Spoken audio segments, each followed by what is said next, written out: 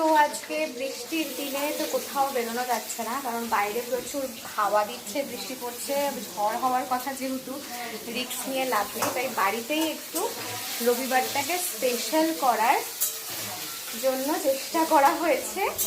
তো চলো দেখো আজকে কি হচ্ছে না।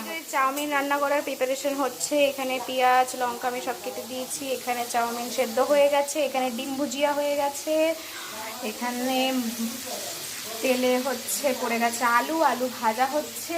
তো তোমাদের আবার পরে দেখাচ্ছি চাউমিনের লুকটা কত দূর এগোচ্ছে। এই যে তোমাদের বলেছিলাম চাউমিন রেডি হয়ে গেছে, আর এই যে বনু এখন টপিংস করছে ভুজিয়া দিয়ে ডিমের। লুকস জাস্ট ওয়াও, দারুণ হয়েছে। তো চাউমিন রেডি হয়ে গেছে, তো আমি খেয়ে একটু টেস্ট করে বলি কেমন হয়েছে।